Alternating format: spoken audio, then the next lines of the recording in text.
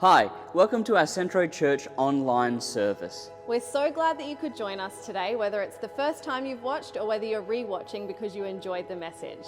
Hey, if this is your first time joining us today, there's a little QR code that's coming up on your screen right now. If you could scan that one, there's a New to Centro section or link that you can click and you can fill out your information and one of our team will get in touch with you. There's also a number of other links that you can click to explore as well. We know that you'll be so blessed by our message today, and you'll see us again at the end of the service, so why don't we check out today's message?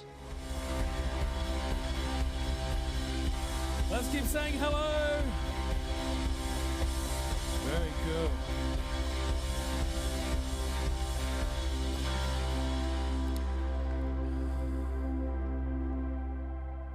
Everyone do this.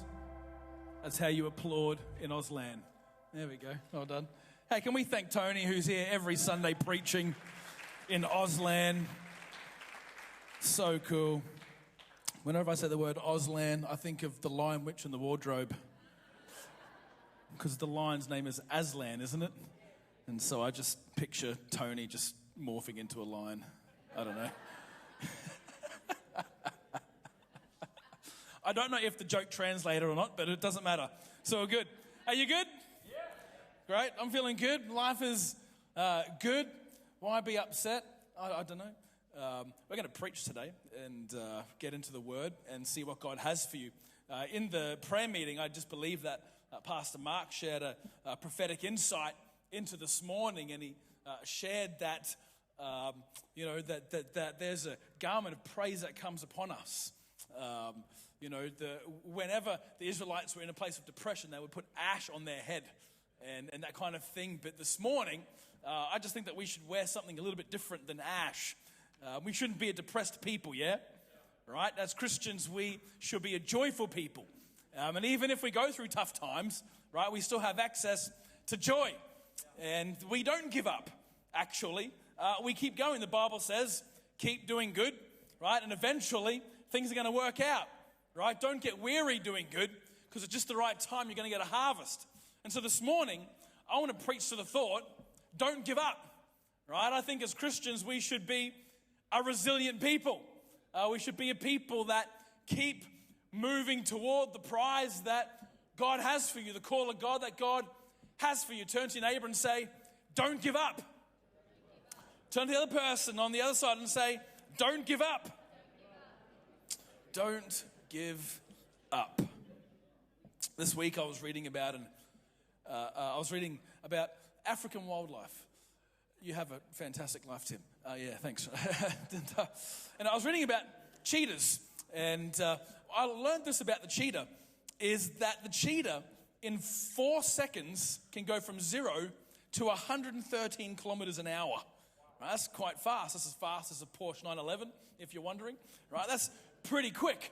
Right, but here's the thing: it can only run at that speed for about 270 meters.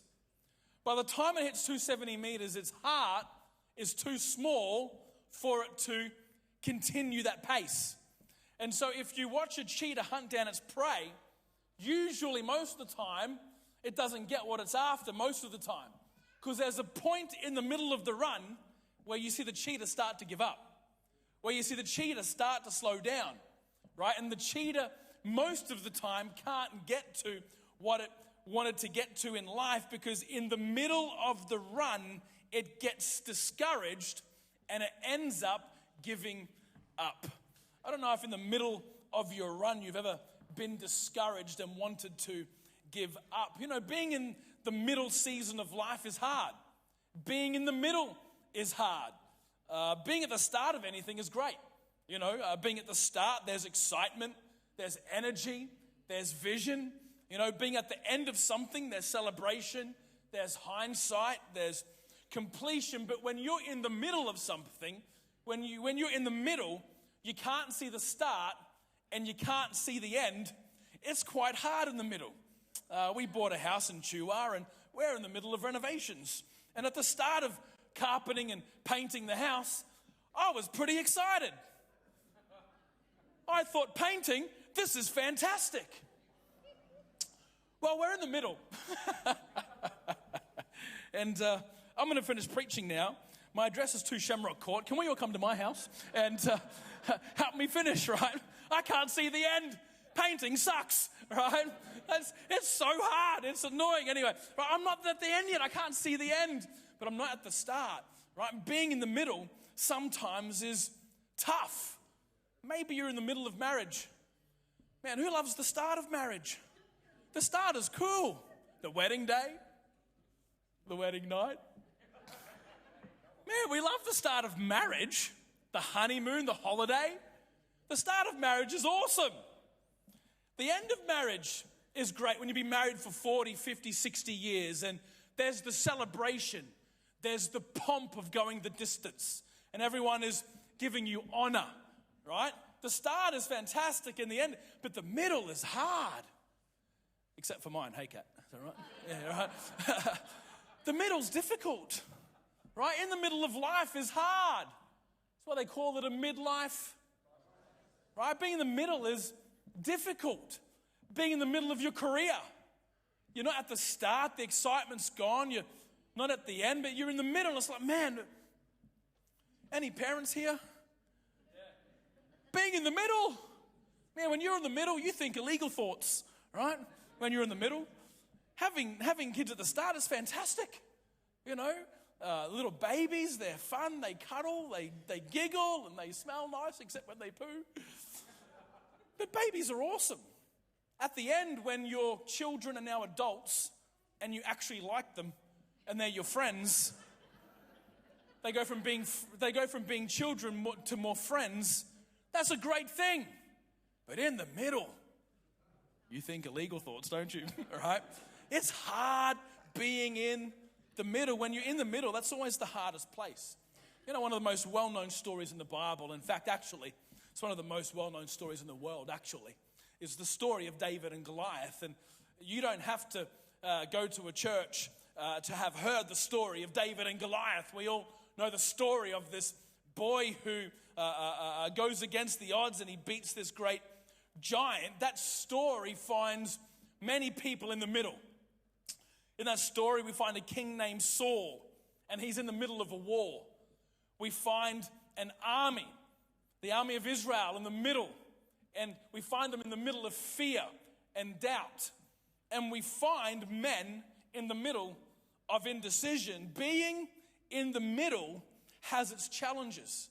But what I want to show you today, that there's another young person that we're going to talk about just in a moment, and he found himself in the middle as well. But in the middle, he found opportunity. And I want to show you this morning how being in the middle, although it's hard, although sometimes life has its challenges, although there's moments in your life that you just feel, you know what, I'm just going to give up. I'm just going to go get a new job. I'm just going to go get new friends. I'm just going to go get whatever. I just need to leave. I just need to move out. I just need to give up. I want to show you how in the middle, actually, there's a beautiful thing called opportunity. And I want to show you how to get opportunity this morning so that you can win in life. David and Goliath is about this other boy named David, and he finds himself in the middle. In fact, he's found himself in the middle almost all of his life. If you read about David, he found himself in the middle between his dad and other shepherds that his dad employed, and David was the middleman. You found that David was in the middle between the sheep and the predators. He was in the middle. In this story, we find David in the middle of a conversation between an Israeli soldier and his brothers, and he's in the middle. He's in the middle of a battlefield. He finds himself in the middle of decision and indecision by his king, and ultimately he finds himself in the middle of a fight. Maybe you're here this morning and maybe you find yourself in the middle of a fight. You find yourself in the middle of a situation or a circumstance, and maybe you had no intention of being in this, but you are. Maybe you're in it because of other things, but you find yourself in the middle. Maybe you find yourself in the middle of an argument. Maybe there's someone here who's found themselves in the middle of an offense. Maybe there's someone here today you found yourself in the middle of a decision or a disagreement, or maybe you're in the middle of answered prayer. God's told you, hey, I've got this promise for you, but you don't have it yet. Anyone like that here this morning? right? That God has a promise, but you're in the middle of it. Maybe you're in the middle of rejuvenation. In the middle, you can do one of three things. You can either go to war, you can either live in fear, or you can find opportunity to win. And so what I want to do is I want to show you three mentalities this morning that David had when he faced this giant. Three characteristics that if you put these into practice and into place today, you're going to get through your battle. Amen? Right? And my hope for you is the same desire that Jesus has for you, which is that in life you would win, right? In your career, that you would win. In starting business, that you would win. In marriage, you would win. In raising children, you would think less illegal thoughts, right? With others, you would win and win in your call. And so I want to unpack this story this morning and just pull out three things. There's more, but I just want to pull out three mentalities that I think if you and I have while we find ourselves in the middle, if we have these three mentalities, right, you're going to see victory when maybe you thought like giving up. And we start the story in 1 Samuel 17-32, and it says this. Don't worry about this Philistine. Everyone say, don't worry. David told this to Saul. I'll go fight him. Don't be ridiculous, Saul replies. There's no way that you can fight this Philistine and possibly win. Here is the first mentality that we need to have as a people of faith. When you find yourself in the middle of a battle, when you find yourself in the middle of circumstance, here's the first mentality or the first opportunity, and it's this. Number one, winning requires a different perspective. Winning requires a different perspective. David has a perspective of the giant, and Saul has a perspective of the giant. One wins, one loses. We need to have a different perspective. Maybe you've gone to the optometrist, and I have glasses. I wear glasses when I drive. I'm short-sighted, which means I have to wear glasses when I want to see things far away. And maybe there's some people in here that wear glasses as well. Maybe you've gone to the optometrist to get an eye check. But we all probably know that little machine. It's called a phoropter, and it's that thing that you look through that then the optometrist then gives you two options. Anyone? Right? And he goes, what's clearer, option A or option B? And the point is that when you're looking at the words on the wall, you have to tell your optometrist which option is clearer, which one has more clarity, right? And so then he'll go to the next phase. What's clearer here, option A or option B? And option B is more clearer, and then option A might be more clearer, right? And the idea, the point that the optometrist is trying to get to is, how do you get clear perspective? How can you clearly, what do we have to do to create clear perspective so that you can see the words on the wall, right? Because here is the truth. Perspective is the place that determines what you see, right? Perspective is the place that determines what you see. Check out this picture here. Now, there's no right and wrong answer for this one. Some of you are going to see a beautiful lady looking back into the screen, looking that way, right? Who sees that? Okay, some of you are going to see an old lady looking this way. Who sees that? Who can't see the old lady? Who can't see the beautiful lady? They're both beautiful, aren't they? We love, anyway. Sounds real bad, but anyway. Right? Now, there's no right or wrong answer, right? But if you want to see the old one or the young one, you have to change your perspective, right? Now, there's no right and there's no wrong with this one. There is with the next one. Can we go to the next one? There was a right way to see the battle, and there was a wrong way to see the battle, right? Saul chose the wrong perspective. David, however, chooses to change his perspective. Sometimes it's not the picture that needs to change, but how you see the picture. Sometimes your circumstances don't have to change. All that needs to change is how you see the circumstance. Sometimes the battle that you're going through doesn't need to change. Sometimes how we see the battle needs to change, right? Israel's at war. And the king here looks at this picture and he sees defeat. The soldiers see fear, yet David sees something entirely different to everybody else. Yet he's looking at the same picture, right? He's looking at the same thing, but David sees something entirely different. He has a different perspective. And maybe you're finding yourself in a battle. Maybe there's someone here today and you're in a battle, right? Or let me say this, right? Before you go on to be with the Lord, we're all going to find ourselves in battles throughout life, right? And it's a great skill for you and I to both know how to change our perspective. Because if you only ever see defeat, if you only ever see regret, if you only ever see revenge, if you only ever see separation, if you only ever see divorce, if you only ever see self-protection, and if you only ever see self-seclusion, that's what you're going to get, right? If your perspective is that, if that is what is most clear in your mind, that's what you're going to see. That's what you're going to move to, right? But I think for us, the way forward is we have to see a place of light. We have to see a place of life, and we see a place of increase. And so it's not so much the picture, but it's our perspective that needs to change. You know, negative perspective is contagious. Have you ever noticed when you get around negative people? It's easy just to let that flow, isn't it? You know, and your negativity becomes their negativity, and then you're even more negative about it. You know, it's negative perspective is kind of like a growing cancer. It grows, it can be aggressive, and it takes everyone out, right? When you are around negative people, right? We need to learn how to change our perspective to get what God has for you. Now, here is the truth. Changing perspective hurts. It does hurt when a change of perspective is needed in your life, right? There is pain because you're moving ultimately from self to selfless. If we can go to the next screen.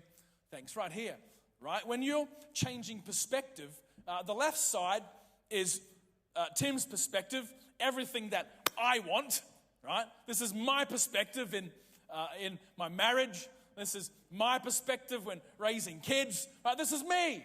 I don't want to get what I want. Right, this is all, I want this, right, in my job, with other people, my friends. This is me. The other one is a change of perspective, right, and finding opportunity. Now, it hurts moving from being selfish to selfless. It hurts from moving from being lazy, right, to being attentive. It's hard to just shut up every now and again and just listen to the other person. Right? It hurts doing that sometimes. It hurts going from then till now. Because I want to talk about then. I want to talk how I was hurt back then. I want to talk about what they did to me back then. Right? It hurts to talk about now and moving forward now. Go from me to us. When we change perspective, it does hurt. Right? It does hurt. But if you seek purity over prejudice, more often than not, you're going to win. Right? So the question really is this. How do I change perspective? How in life do I make sure that I have the skill or the people around me to change my perspective every now and then? How do I make sure that I'm seeing clearly? That's a great question. Here's how we do it. Number one, here it is. Have a balanced circle of friends. The key word is not friends. It's not circle. The key word there is balanced. Right? That's the key word. Have a balanced circle of friends. If you want to know if you have a good perspective or a terrible one in a circumstance, right, the first thing that you can do is go to your balanced circle of friends. Don't go to the friend that is also offended with that person, right? They're not going to be balanced, right? Don't go to the person that also, has their opinion is the same as your opinion, right? Don't go to that person. Go to a balanced friend that you can ask and say, hey, here's my perspective of this issue I'm facing or this thing that I've gone through. Is my perspective cloudy? Am I not seeing clearly? I don't see it from their perspective. Is there something wrong with my sight?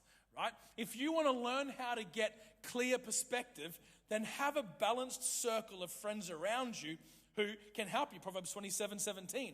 iron sharpens iron, and one man sharpens another, right? Meaning this, that if you have a great balanced circle of friends, not only are you going to have great times mucking around, having fun, building all the memories, but you're also going to have people who every now and then God's going to use to just take off some of those sharp edges, right?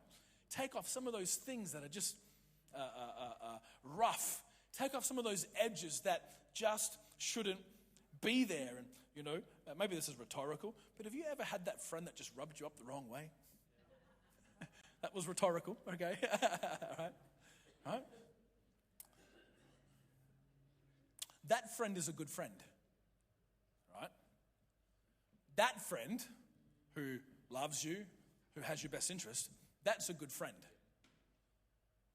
A bad friend would get offended, okay? A good friend is someone you have around you that speaks into your life.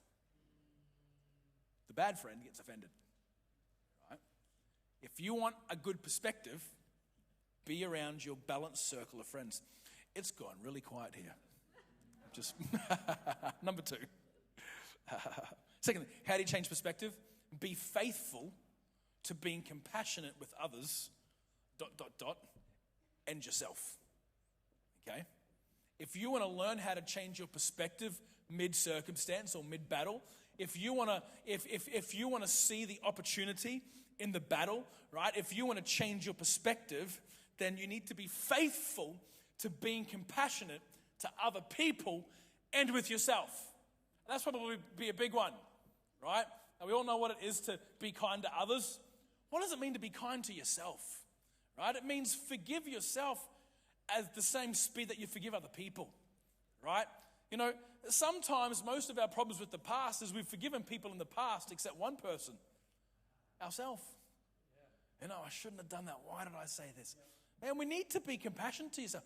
Because if you're not compassionate to yourself, then you're going to have flawed vision, right? Because you're going to think less of yourself, right? You're going to hurt yourself. Number 3, remove yourself from negativity, right? If you want to learn how mid-fight, right, to get perspective on the battle, then remove yourself from negativity. Proverbs says, whoever walks with the wise becomes wise, but the companion of fools will suffer harm, right? And I'll be blunt and honest, right? As your pastor, I want you to win.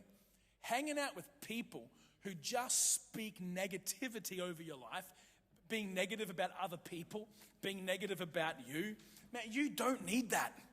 You need to remove that from your peripheral, right? You need to move that, right, from what you see, from what you have in life. Remove those kinds of people. Don't be a companion, but walk with the wise. And so Saul says to David, I don't care what your perspective is, you can't win in the middle of this battle. We're in the middle, right? We're at war, we're scared. I don't care what your perspective is, you can't win. Then David says this, let's continue reading, verse 34. But David persisted. Everyone say persisted. I've been taking care of my father's sheep and goats, he said. When a lion and a bear come to steal the lamb of the flock, I go out after it with a club and rescue the lamb from its mouth. If an animal turns on me, I catch it by the jaw and club it to death. I've done this to both lions and bears, and I'll do it again to this pagan Philistine, because he has defied the armies of the living God. If you want to be in a place where, you know what, I'm finding myself in the middle, but I can't give up, right? I want to see the opportunity. Number two, winning requires a different view of the past. Winning requires a different view of the past. And we kind of just talked about that just then. You know that your view of the future is actually shaped by your view of the past, right? Your view of the future is shaped by how you see your past. There has been many studies done now on our brain and memories and how powerful your memories of the past are that shape your future, right? Studies have shown that we use our memories of the past to predict the future, and then in the present, we make decisions that then affect the future. Okay? And so when you begin planning your future, right, your brain takes moments from the past and it starts making predictions now about what's going to happen again this time in the future. And so the point is this, that how you view your past will shape your future. Notice I didn't say what happened in your past shapes your future. Right? The studies, it's not about what happened in the past. That doesn't shape. It's the view of how you see the past. That's what shapes your future. We see David here seeing his past as victorious. Now let me say this. Both David and Saul had the same kind of past. They had both negative experiences in their past, and they had both great experiences in their past. David, he was forgotten. He was sent away. He was given the low job. He was looked down upon. He was told he wasn't enough. Yet in this moment in the middle of the fight, David says, actually, my past is littered with victory. Don't you understand? Now, he could have gone back to all this. But, maybe you're right, Saul. I've been forgotten and I've been overlooked and I was abused and, they said this about me and, they were talking behind my back. Maybe you're right. No. He looked at what the positive things were and he reinterpreted his past. Maybe some of you here need to reinterpret your past. Saul, on the other hand, man, he had victory. Saul was a man who was chosen by God. Saul had his victories. It says that the people would chant the name of Saul, that they loved him. Yet in this moment, in the middle of the fight, Saul's memories make him choose fear. And his memories are this, 1 Samuel. He was anointed as king. They couldn't find him because he was hiding amongst the bags. Right? He was insecure. When it was time to lead, he says nothing. When Saul's soldiers scattered in battle, he panics and disobeys what God had told him to do. When he's confronted about his sin, he makes excuses. When he was told by God to destroy the Amalekites, he's afraid and selfish and doesn't complete the task. When he has fear of losing the allegiance of his people, he goes and makes himself a statue of himself just to make himself feel good. And so when Goliath confronts Saul, when Saul finds himself in the middle of the battle, instead of looking to the fact that he was chosen by God for that battle, the people did love him, right? He had won many victories beforehand. Saul chooses to interpret his past from the negative point of view instead of the victorious point of view. And my question for you is this: how do you see your past? How do you see your past? Because when it's time to shape the future, how you see your past will determine your future, right? Winning in the middle of the battle requires a different view of the past. Here's what Jesus says if you have a heavy past. He says, "Come to me, all of you who are weary and carry heavy burdens, and I will give you rest." Here's the key. If you need to interpret your past a bit differently, because when you look at the past, it's just real heavy.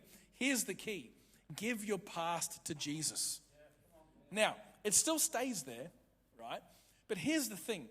When you give your past to Jesus, right? When you give your past and leave it at the cross, right? Jesus takes the heaviness, and it means now that you can look back into your past and you can look past the heaviness, right? You can look past the things that hurt and you start seeing the fingerprints of Jesus in your history, right?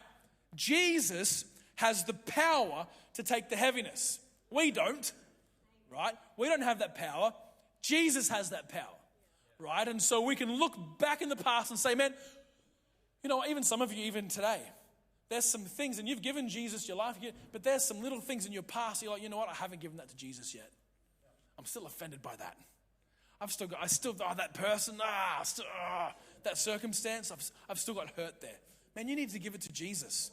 Stop carrying that heavy burden around. Right? Let's continue the story.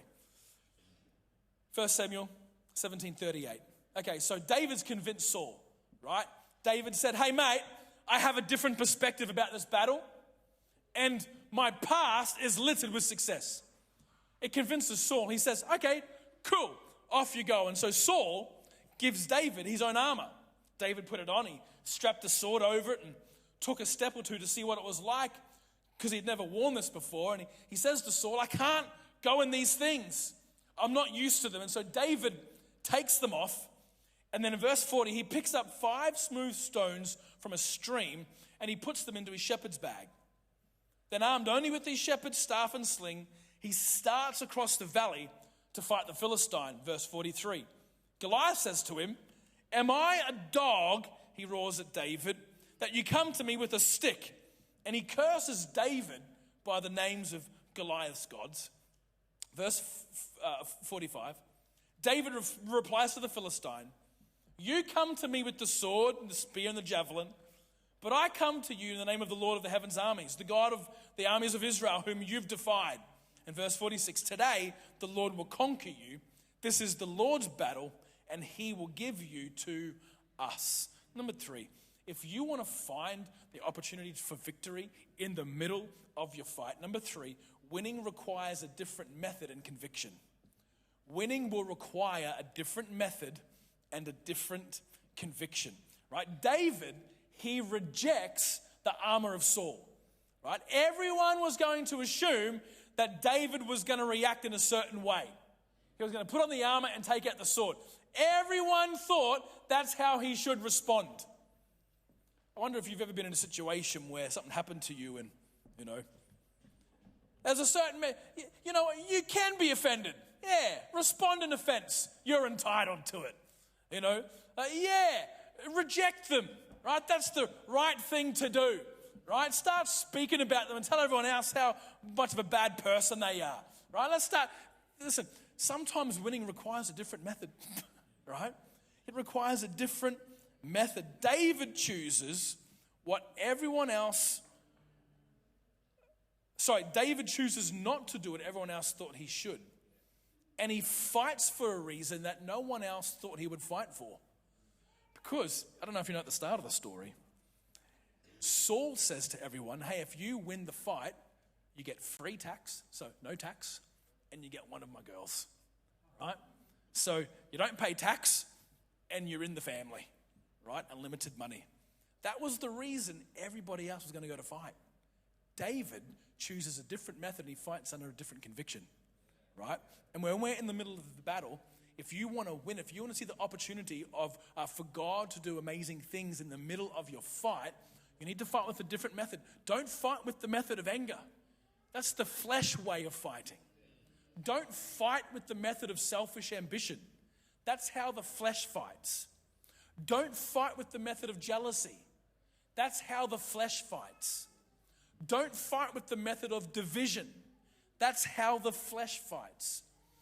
And all you're going to be wearing, if you fight with the flesh, all you're going to be wearing in the end is an armor of heaviness. That's what you're going to have. You're going to be wearing an armor of regret. You're going to be wearing an armor of anger and an armor of anxiety and worry. Because that's what happens when we fight from the flesh, right? That's the things that we begin to wear. But as Christians, right? Any Christians in the house today? I hope so. As Christians, we fight with a different armor, right? We fight with different tools. And so David chooses what he was used to, the best practice for him. And when you're in the middle of your fight, you need to find that perspective and that weapon of best practice. Not of flesh practice, but of best practice, right? David uses a different method and he fights with a different conviction. Here's 2 things that he does. that I think if you and I put this into our lives, then we're going to be fighting with a different method and a different conviction. Number one, right, he refuses heaviness. David refuses to wear the heavy armor that Saul gives him. Right? It was too heavy. He was a boy. It weighed him down. He was used to fighting the lions, right? And the bears, they run fast. He was used to being nimble. He was used to having something that, where he to fight with, where he could have control. And there was this lightness and there was this speed. But what Saul was going to give him was going to heavy him down, was going to weigh him down, where he loses his speed. In the helmet, he would have lost most of his vision, right? There's no peripheral. He can only see what he wants to see. But David, he refuses heaviness. 1 Peter 5:7 says this, give all your worries and all your cares to God, because he cares for you. No one cares about your marriage more than God. No one cares about you more than God. No one cares about your children more than God. That no one cares about your business more than God. No one cares about how you think and the battle that's up here. No one cares about the success up here more than God. No one cares about the size of your faith more than God. He cares for you. He cares for me. Right? And so that means this, that when we give all that to God, we can trust that he's going to look after us. Right? We can trust that he's going to take the heaviness and we're going to be light and be able to run. I've said this story before here, but there's just a great analogy. One day there was this man who was carrying a heavy load and he was going to market. He had all of his fruit and veg on his shoulders and he's carrying it to the market. And on the way to market, this man in this truck drives past and he's on the way to market as well. And he sees the old man carrying this heavy load. And so he pulls in his ute and he says, hey, sir, get on the back. Put down the heavy load. Get on. I'll take you to market. And so the old man, he gets up on the truck and gets into the tray and then off they drive to market. And halfway to the market, the man who's driving looks in the rear vision mirror and sees something he didn't expect to see this. He sees the old man standing in the tray of the truck, still holding the heavy load, right? The point of the story is this. Who knows, that man could have had a lighter kind of life if he just put the load onto the truck and let the truck carry the heavy load. The truck is designed to carry that heavy load. You know that you and I weren't designed to carry heavy loads. We weren't designed to do that.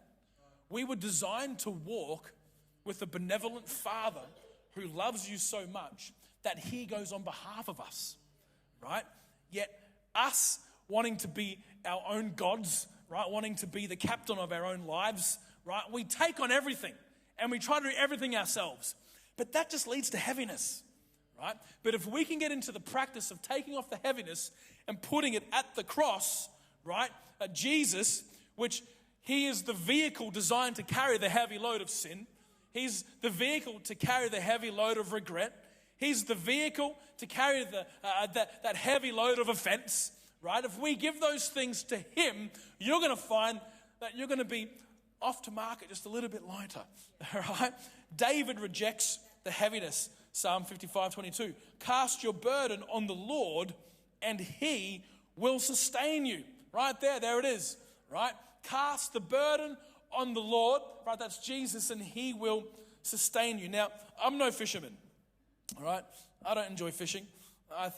Anyway, I'm not going to bag out fishermen because there's one right there looking at me. Fishermen are great people. Who loves fishermen? I get bored. I cast my line out and I'm like, okay, what next? Anyway, I do know this though, that when you cast the line, that weight, that sinker, that thing's gone, right? You're getting rid of it, right?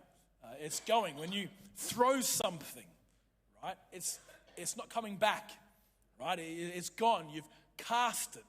The scripture here says, cast your burden. Doesn't say, come put it down, then make a campfire around it and sit at it, and Maybe take a little bit, put it in your pocket and take that home with you. You know. No. It says cast. It says. Right, get rid of it. Right, throw it. Right, don't take the heavy burden, give it to Jesus. And the second thing is this. He shifts his focus to God. Right, he shifts his focus to God. This is how David fights with a different conviction. Right, everyone else, their conviction was to get stuff. Right, if I do this, then I'm going to get this. That's what they were all thinking. If I fight Goliath and win, free tax and I get a girl. Right? They were doing it to get something. Right? David, on the other hand, he fights because his conviction is, you know what? I just need God in this battle. I just need the Lord in this battle. In the middle of the battle, David doesn't focus on fear. In the middle of the battle, he doesn't focus on the improbability in front of him. In the middle of the battle, he doesn't focus on what he doesn't have. In the middle of the battle, he doesn't focus on what everyone else has said, but he shifts his focus to God. James says this, come close to God and God will come close to you. Now here's a thought. If I'm on one side of my battle and the circumstance or what's happened is there, and if I start coming close to God and God comes close to me, who's now going to be in the middle? God, not a trick question. If I'm here and I'm facing my giant and I start coming closer to God and God comes close to me, who's in the middle? Who wants God in the middle? Who's over being in the middle? I'm over being in the middle. I want someone else to be in the middle. God is saying, hey, if you come close to me, I'll be in the middle. If you come close to me, I'll be in the middle. I'll be the one that takes it. David becomes close to God. He says, you know what, Goliath, I'm going to pray right now. I'm going to start praising right now. I'm going to start lifting up the heavens right now. I'm going to start bringing God to earth right now. And what happens is God finds himself in the middle between this fight with David and Goliath. I'm here to tell someone here this morning, it's time to get yourself out of the middle, and it's time to bring God in the middle of your circumstance. It's time to bring God into the situation. It's time to pray. It's time to praise. It's time to think differently. It's time to be less selfish, right? Think of yourself less and bring God into the situation. Come on, let's stand this morning, church. I just think right now we need to shift our focus from ourselves and onto God. Right? And you might be here this morning and you're facing a battle, facing a giant. Right here, right now is the moment to shift your focus from that circumstance to God. Because in 1 Samuel verse 49, it says this. It says that David reached into his shepherd's bag and he took out the stone and he hurled it with his sling and hit the Philistine in the forehead. The stone sank in and Goliath stumbled and fell face down on the ground. Verse 50, and so David triumphed over the Philistine. I want to prophesy to you here this morning that this is a church of victory. This is a place where you can experience triumph. You need to know this morning that if you get God in the middle, that if you put Jesus in the middle, there is triumph for you this morning, right? Get your focus off the problem, get your focus off Goliath, and put your focus on Jesus. Put him in the middle. We're so glad that you could join us for our Centro Church online service. If you did want to connect with us, don't forget to scan the QR code and fill out your details. Also, if there was something in the message that stood out to you and you'd like to say yes to Jesus, then scan that QR code, click the Say Yes to Jesus link, and one of our pastoral team will get in contact with you this week. We hope and pray that you'll join us at one of our live services next week, either at 5 Pring Street, Ipswich at 9 a.m. or 5 p.m, or at our Collingwood Park location at Woodlink State School at 10 a.m. Blessings from our senior pastors, Pastor Tim and Pastor Catherine Spark, and all of the team here at Centro. Have a blessed day.